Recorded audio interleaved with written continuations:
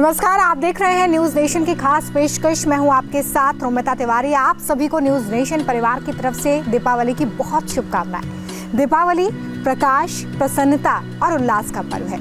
इस दिन माँ लक्ष्मी की पूजा की जाती है।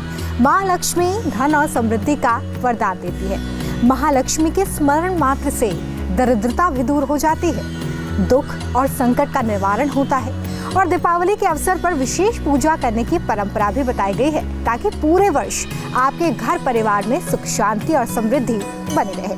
तो दिवाली की पूजा आप कैसे कर सकते हैं, इसमें किन मंत्रों का पाठ किया जाना चाहिए, इस पूजा का विधि विधान क्या है, आज हम इस विशेष कार्यक्रम में आपको यही बताएंगे। हमारे साथ है धर्माचार्य पंडित राजकुमार शास्त्री जी। बहुत स्वागत है पंडित जी आपका। बहुत प्रणाम। तो आइए शुरुआत करते हैं इस खास कार्यक्रम की। और सबसे पहले दीपावली का दिन अपने आप में बहुत शुभ होता है पंडित जी, तो इस दिन की शुरुआत हमें कैसे करनी चाहिए, किस बात का हम ध्यान रखें जब दीपावली की पूजा करें उससे पहले, और शुभ मुहूर्त इस बार क्या है? जी देखिए, आपने बहुत सुंदर प्रश्न किया है। सबसे पहले मैं न्यूज नेशन के दर्शकों को दीपावली की बहुत हार्दिक शुभकामनाएं प्रेषित करता हूं।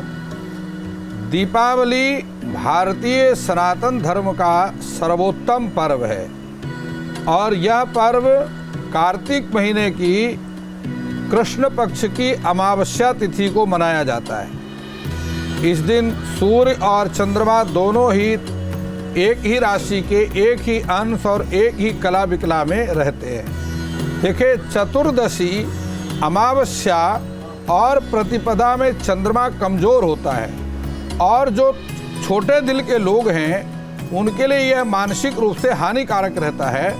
इसलिए उनकी भावनाओं को धर्म की तरफ जोड़ने के कारण, जिससे उनकी सुरक्षा व्यवस्था बनी रहे और किसी प्रकार से किसी को हानि ना हो, पूजा का विधान बनाया गया है। यह बड़ा वैज्ञानिक है। अब मैं आपको बतलाता हूँ कि दीपावली का महत्व क्या है। भगवती लक्ष्मी समुद्र मंथन के समय अमावस्या के दिन, कार्तिक महीने की अमावस्या के दिन सायंकाल प्रदोष के समय प्रकट हुई। इसलिए इस दिन भगवती लक्ष्मी का पूजन किया जाता है, क्योंकि भगवान श्री हरि नारायण सृष्टि का पालन जो करता है वह देवी लक्ष्मी के बिना सृष्टि का पालन नहीं कर पा रहे थे। तो समुद्र मंथन का माध्यम बनाकर देवी लक्ष्मी को यहाँ से प्रकट किया गया और भगवान नारायण को उन्होंने पति के रूप में वर्ण किया।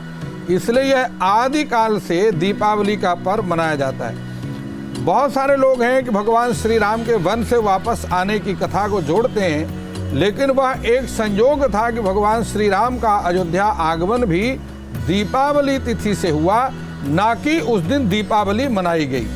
दीपावली भगवान श्री राम के आने से पूरी अयोध्या को सजाया गया, दिवाली की तरह सजाया गया। ये नहीं कि उस दिन दीपावली मनाई गई। दिवाली को जैसे हम अपने घर को सजाते हैं, पूरे घर की साफ सफाई करते हैं, उसी प्रकार से भगवान श्री राम के वन से अयोध्या आगमन पर दिवाली की तरह अयोध्या को सजाया गया। इसका संबंध आदिकाल से है, सतयुग से है। भगवान श्री राम के जन्म से पहले भी दीपावली का उत्सव बड़े हर्षोल्लास के साथ में मनाया जाता था। चलिए, तो अभी आपने जाना कि दिवाली का महत्व क्या है और आखिर दिवाली मनाने के पीछे क्या कुछ कारण है। आइए आगे बढ़ाते हैं चर्चा को। तो पंडित जी, जैसा कि आपने बताया कि माँ लक्ष्मी और भगवान गणेश की पूजा का विशेष विधान होता है, तो आज के दिन हमारे दर्शक किस तरीके से पूजन कर सकते हैं और इस पूजा विधि में सामग्री कौन कौन सी लेनी है? जी देखिए, मैं आपको एक बात स्पष्ट करता हूँ कि भगवती लक्ष्मी का पूजन दीपावली में किया जाता है, क्योंकि यह भगवती लक्ष्मी का जन्म दिवस है। और जिस प्रकार हम श्री कृष्ण जन्माष्टमी में भगवान श्री कृष्ण का पूजन करते हैं, हर्षोल्लास के साथ में जन्माष्टमी मनाते हैं, जिस प्रकार से भगवान श्री राम नवमी में राम जी का और जन्मोत्सव हर्षोल्लास के साथ मनाते हैं, उसी प्रकार से भगवती लक्ष्मी का जन्मदिन होने के कारण हम बड़े हर्षोल्लास के साथ में, हमारी माँ का जन्मदिन है, इसलिए बड़े हर्षोल्लास के साथ में दीपावली का त्यौहार मनाते हैं। भगवती लक्ष्मी का पूजन करने से घर में समृद्धि आती है, धन वैभव की संपन्नता आती है और लग्जरी लाइफ जीने का एक बहुत अवसर प्राप्त होता है। अब मैं आपको बताता हूँ, दुनिया की कोई भी सनातन धर्म की पूजा होगी उसमें भगवान गणपति का प्रथम पूजन किया ही जाता है। वो भगवान गणपति के पूजन का दीपावली के लक्ष्मी पूजन से कोई संबंध नहीं है। भगवान कुबेर का पूजन किया जाता है क्योंकि लक्ष्मी के अधिपति हैं, धन के अधिपति हैं, धन के मैनेजर हैं, और बिना कुबेर की फाइल चलाए लक्ष्मी तक वो फाइल जाती नहीं। उसमें पहला फाइल कुबेर चलाते हैं, लक्ष्मी उसको फाइनल पास करती है कि किसको कितना देना है, कितना रखना है। तो उसका पूरा जो बायोडाटा बना करके भगवान कुबेर ही देवी लक्ष्मी को पहुंचाते हैं। इसलिए धन के मैनेजर होने के कारण कुबेर देवता का पूजन भी, यक्षराज कुबेर का पूजन भी किया जाता है। भगवती लक्ष्मी का पूजन दीपावली का मुख्य रूप से है, और सभी व्यक्ति अपनी जाति, वर्ण, व्यवस्था इत्यादि को छोड़कर भगवती लक्ष्मी का पूजन करते हैं। चाहे वो नौकरी करता है, चाहे व्यापार करता है, अमीर है, गरीब है, स्त्री है, पुरुष है, बालक है, वृद्ध है, विद्यार्थियों को भगवती सरस्वती का पूजन करना चाहिए विद्या प्राप्ति के लिए। और जो तंत्र साधना है जो कि निशीत काल में की जाती है, वह भगवती काली का पूजन भी इस दिन किया जाता है। तो लक्ष्मी का पूजन, देवी लक्ष्मी के पूजन के साथ भगवती काली का पूजन और भगवती सरस्वती के पूजन के साथ में नवग्रहों का पूजन भी किया जाता है। न्यूज नेशन ने भी आज आपके लिए माँ लक्ष्मी और भगवान गणेश की स्थापना की है। तो चलिए जानते हैं कि इस दिवाली आपको अपने घरों में किस तरीके से भगवान का पूजन करना है और किन सामग्रियों को अर्पित करना है। पंडित जी, सबसे पहले शुरुआत कैसे करेंगे पूजन की? जी रूबिता जी, आपने भारत के रहने वाले प्रत्येक प्राणियों के कल्याण के लिए और विधिवत लक्ष्मी का पूजन कैसे किया जाए, इसके लिए आपने इतना सुंदर आयोजन किया है। तो मैं न्यूज नेशन के दर्शकों के लिए करके दिखाता हूँ कि क्या उसकी विधि है, क्या उसकी सामग्री है और कौन से मंत्रों का प्रयोग करना है। तो एक बार मैं आपके माध्यम से इस कार्यक्रम को करके दिखाता हूँ। और प्रत्यक्षम किम प्रमाणम, जब आँखों से स्वयं प्रत्यक्ष दिखता है तो उसमें प्रमाण की आवश्यकता रहने जाती। तो इसलिए सबसे पहले हम आचमन करेंगे, और आचमन के मंत्र हैं ओम आचमनीयम हरे विष्णु माधवम पुंडरी। आप आचमन कर लीजिए, हाथ में ले लीजिए।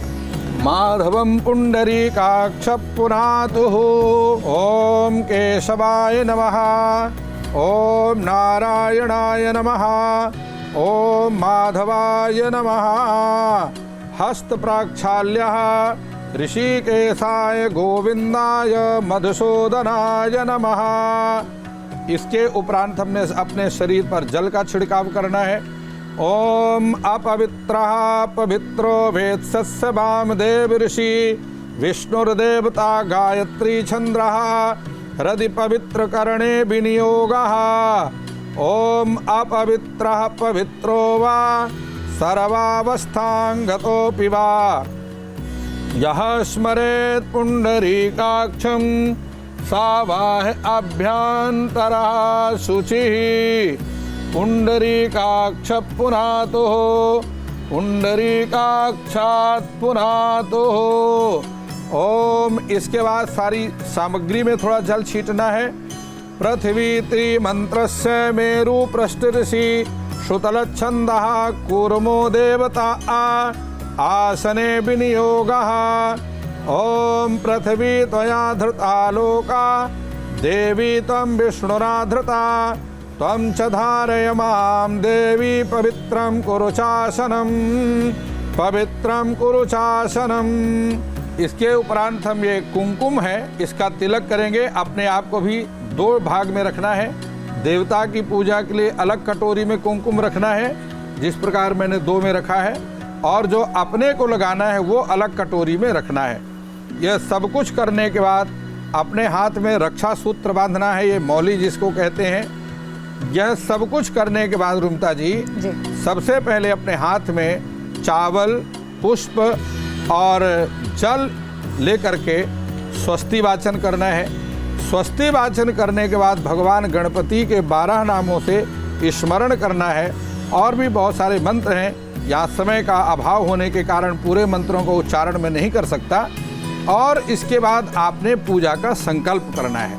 उसके बाद अमुक कामना सिद्धये, जिस मनोकामना को लेकर के आप भगवती लक्ष्मी का पूजन कर रहे हैं, भगवान गणेश का पूजन कर रहे हैं, नवग्रह पूरे यज्ञ मंडप का पूजन कर रहे हैं, उन सभी देवताओं के सामने अपने संकल्प को, अपनी मनोकामना को आपने निवेदन करना है और वह चावल पुष्प अलग से एक पात्र में छोड़ देना है। उसके बाद पंचोपचार पूजन है। देखिए यहाँ देवी का अंत में आपने अंग पूजन करना है जी। सबसे अंत में आपने अंग पूजन करना है और अंग पूजन में खील और बतासे का प्रयोग करना है। ओम चपलायै नमः पादौ पूजयामि। पुनः ले लीजिए। ओम चंचलायै नमः जानुनीं पूजयामि। ओम कमलायै नमः कटिं पूजयामि। ओम कात्यायन्यै नमः नाभिं पूजयामि। ओम जगन्मात्रै नमः जठरं पूजयामि। ओम विश्ववल्लभायै नमः वक्षस्थलं पूजयामि। ओम कमलवासिन्यै नमः हस्तौ पूजयामि। ओम पद्माननायै नमः मुखं पूजयामि। ओम श्रियै नमः शिरः पूजयामि। ओम महालक्ष्मी नमः सर्वांगम पूजयामि। इसके बाद आपने धनिया चढ़ाना है जिस प्रकार मैंने आपको बतलाया है। अब एक एक धनिया थोड़ी थोड़ी आप अर्पण करते रहेंगे जी। यह धन वृद्धि के लिए बुध ग्रह का प्रतिनिधित्व करती है। धनिया अर्पण करने से बंद हुआ व्यापार भी चालू हो जाता है, धन की इनकम, सोर्स ऑफ इनकम शुरू हो जाती है। यदि आपकी नौकरी में कोई परेशानी है, व्यापार वृद्धि में परेशानी है, चलता हुआ व्यापार रुक गया है, तो आप देवी का पूजन धनिया से करें। इस प्रकार से सब कुछ अर्पण करने के बाद जी।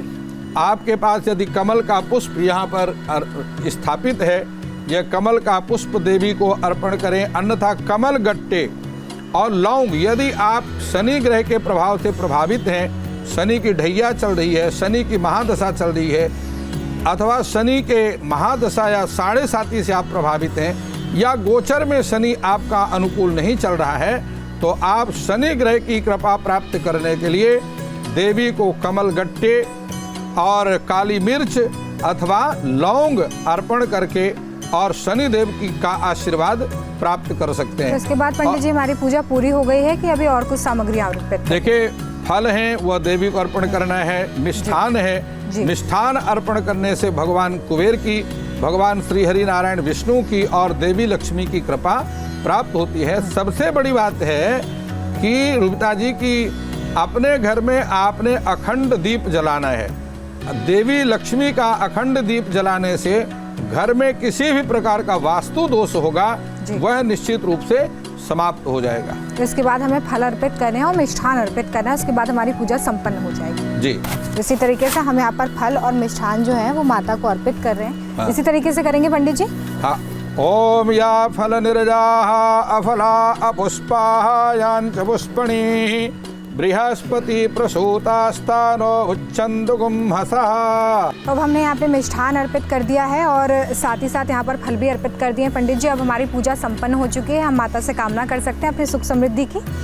अपनी सुख समृद्धि की कामना करेंगे। पूजा के अंत में देवी की आरती करेंगे। अपनी पूजा में हुई त्रुटियों के लिए क्षमा याचना करेंगे।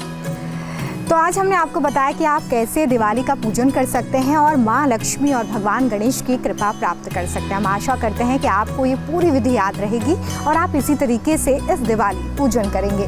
पंडित जी आपका बहुत शुक्रिया हमारे दर्शकों को इतने सरल तरीके से ये पूरी विधि बताने के लिए और बताने के लिए कि वो कैसे माँ लक्ष्मी और भगवान गणेश की कृपा प्राप्त कर सकते हैं। दीपावली की बहुत शुभकामनाएं। न्यूज़ नेशन परिवार की तरफ से आप सभी को दिवाली की बहुत शुभकामनाएं। नमस्कार।